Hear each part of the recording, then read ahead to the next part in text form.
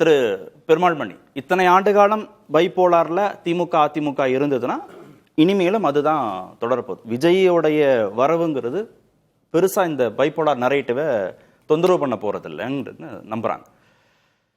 இல்லை, இப்போ நீங்கள் உங்கள் தலைப்புக்கு என்னோட பாராட்டை தெரிவிக்கணும். ஏன்னா அதில் ஒரு சொல்ல வச்சுருக்கீங்க, கதையாடலை அப்படிங்கிற சொல் ஒரு இலக்கிய சொல்லோட ஒரு விவாதத்தை கட்டுறதுங்கிறது ரொம்ப பாராட்டுக்குரிய விஷயம். அதில் நீங்கள் 2 பேரை தள்ளிட முடியுமான்னு கேட்குறீங்க. ஒன்று ஐயா சீமான், ஐயா விஜய். இப்போ நான் ஐயா சீமான்ல இருந்தே வரேன். அவர் 2016ஆம் ஆண்டு தேர்தலை முதன்முறையாக சந்தித்த பொழுது 1.1% வாக்குகளை பெற்றார். அப்போது அந்த தேர்தலில் ஐயா கலைஞர் அவர்களும் இருந்தார்கள், அம்மா ஜெயலலிதா அவர்களும் அந்த தேர்தலில் இருந்தார்கள். அதற்கு அடுத்தடுத்து வந்த தேர்தல்களில் 2019, 2021, 2024 பாராளுமன்ற தேர்தலில் அவர் 8.2% வாக்குகளை பெற்றிருக்கிறார். ஏன் நான் ஐயா சீமான் அவர்களை இங்கே குறிப்பிடுகிறேன் என்றால், நீண்ட நாட்களாக ஒரு விஷயம் சொல்லப்பட்டு வந்தது. என்னன்னா, கட்சி கட்டமைப்பு, சின்னம், இந்த இரண்டும் ஒரு முக்கியமான ரோல் பிளே பண்ணுது.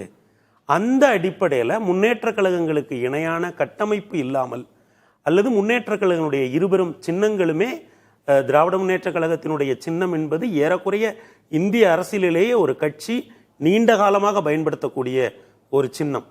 அனைத்து இந்திய அண்ணா திராவிட முன்னேற்ற கழகத்தினுடைய இரட்டலை சின்னம் என்பதும் பல்வேறு தேர்தல்களை சந்தித்த சின்னம். ஆனால் ஐயா சீமான் அவர்களை நீங்க எடுத்து பாருங்க, அவருக்கு சின்னம் எப்படியெல்லாம் மாற்றி மாற்றி வழங்கப்பட்டது, கடைசி நேரத்தில் வழங்கப்பட்டது. இதையெல்லாம் தாண்டி கூட நீங்கள் முன்னேற்ற கழகங்களை ஒப்பிடுகிற பொழுது ஒரு ஒப்பீட்டு மதிப்பில் நாம் தமிழர் கட்சி அவ்வளவு வலுவான கட்டமைப்பை கொண்டிருக்கவில்லை. ஆனாலுமே கூட ஐயா சீமான் அவர்கள் 8.2% வாக்குகளை எந்த தேர்தலில் பெறுகிறார்? 2024ஆம் ஆண்டு பாராளுமன்ற தேர்தல். அது யார் பிரதமர் என்பதை முடிவு செய்யக்கூடிய தேர்தல்.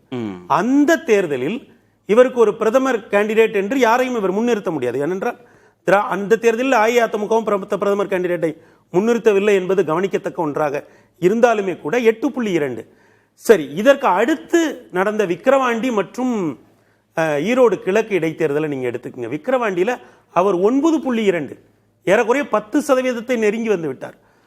ஈரோடு கிழக்குல 16% நெருங்கி போய்விட்டார். அதிமுக போட்டி போடல. நீங்க போட்டி போடல.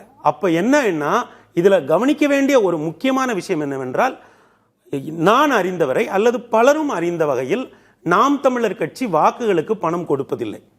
வேறு சில கட்சிகள் கொடுக்கின்றன, அது யார் யார் என்று மக்களுக்கும் தெரியும், நமக்கும் தெரியும். ஆனால் நாம் தமிழர் கட்சி நாம் அறிந்தவரை வாக்குகளுக்கு பணம் கொடுக்கவில்லை என்பது ஒரு உண்மை.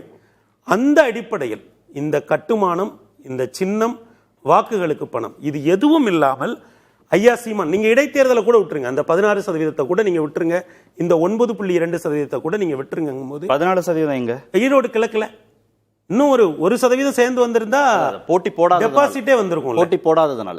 ஆமா, அதாவது நீங்க இப்ப என்ன பிரச்சனைனா, நீங்க திமுக அதிமுக இருவரும் முன்னேற்ற கழகங்களுடைய மனநிலையில் தான் வாக்காளர்கள் இருக்கிறார்களா, அல்லது அதை விட்டு அவர்கள் தாண்டி போகவும் ஒரு வாய்ப்பு இருக்கிறதா அப்படிங்கிற அடிப்படையில நாம் அதை எடுத்துக்கலாம். ஆனால் ஒரு இடைத்தேர்தலை பெரிய தேர்தல்களோடு, பொது தேர்தலோடு இப்படி வரையறுத்துக்கலாமா இந்த விவாதத்தை? இருமுனை போட்டின்னு திருமாவோ திரு நயினாரோ சொல்றது என்ன, இல்ல இப்ப திரு சத்யன் அதை டீகோட் பண்ற விஷயத்திலேயோ திரு பிரியன் சொன்னதுலேயோ, வாக்குகள் மற்ற கட்சிகளுக்கு போகும், புதுசா ஆரம்பிச்ச கட்சிகளுக்கு போகும், புதிதாக உருவாகக்கூடிய கூட்டணிகளுக்கும் போகும். மக்கள் நல கூட்டணிக்கு 5% வாக்குகள் வரைக்கும் போச்சு. இந்த இருமுனை போட்டிங்கிற வார்த்தை எப்படி புரிஞ்சுக்கணும், எப்படி டீகோட் பண்ணணும்னு கூட நீங்க கூட சொல்லுங்க.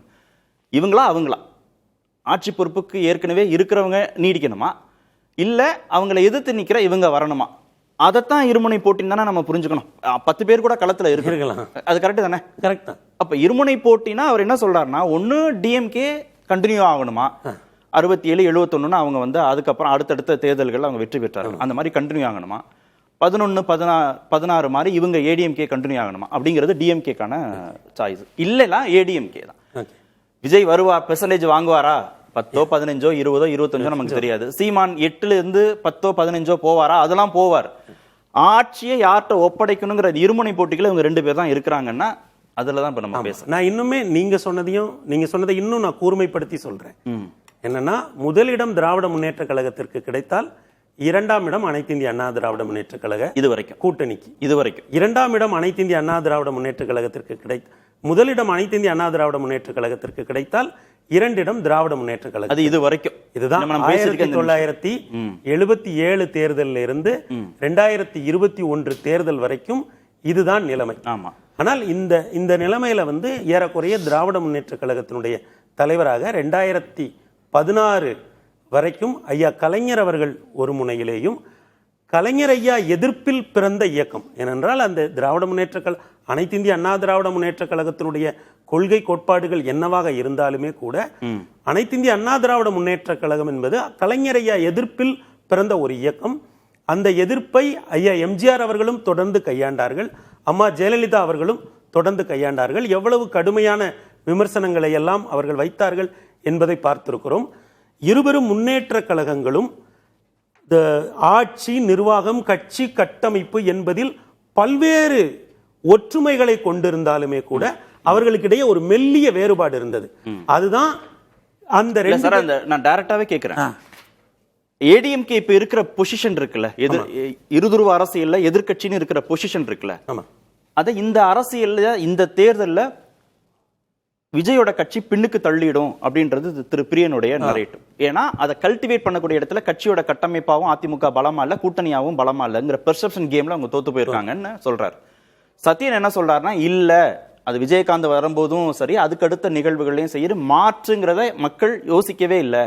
ஒன்னு டிஎம்கேங்கிற ஏடிஎம்கேங்கிறது. இந்த பொசிஷனிங்ல ஏடிஎம்கேய விஜய் பின்னுக்கு தள்ளுவாரா, இல்ல 3வது இடம் தான், இல்ல 4வது இடம் தான், சீமானுக்கு அடுத்த இடமோ சீமானுக்கு முந்தின இடமோ அப்படிதான் இருக்குமா? பொசிஷனிங் 2வது இடத்துல இந்த 2 கட்சிகள் தான் மாறி மாறி இருக்க போறாங்களா? சுருக்கமான பதில். நிச்சயமா இந்த இடத்துல தான் நீங்க திமுக என்ன பண்ணுதுன்னு கவனிக்கணும். உங்க கேள்வி ரொம்ப அருமையான கேள்வி. இந்த இடத்துல தான் திமுக என்ன பண்ணுதுன்னு கவனிக்கணும்.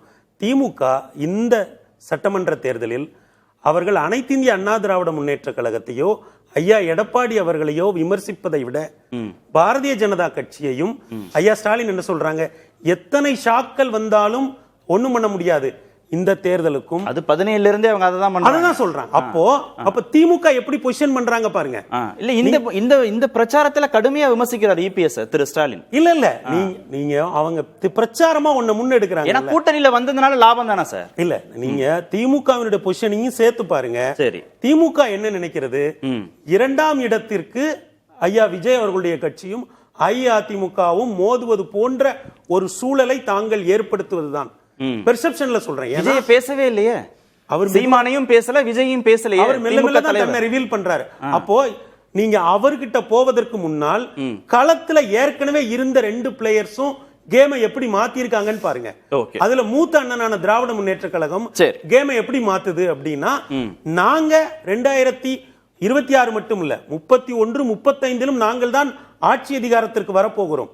அப்போ அவங்க என்ன பண்றாங்க, இவ்வளவு நாட்களும் அனைத்து இந்திய அண்ணா திராவிட முன்னேற்ற கழகத்தை ஒரு அரசியல் எதிரியாக சொன்னவர்கள் இப்போது ஒரு சித்தாந்த எதிரியாக கட்டமைக்கிறார், பாஜகவோட இணைத்து கட்டமைக்கிறார். அப்போ அவங்க எதை விரும்புறாங்க, அது நான் நீங்க கேட்ட கேள்வியை ஒட்டியே நிக்கிறேன். அவங்க எதை விரும்புறாங்கன்னா, நாம பெர்செப்ஷன் வார்ல ஃபார் அஹெட்டா முன்னாடி நிக்கணும்.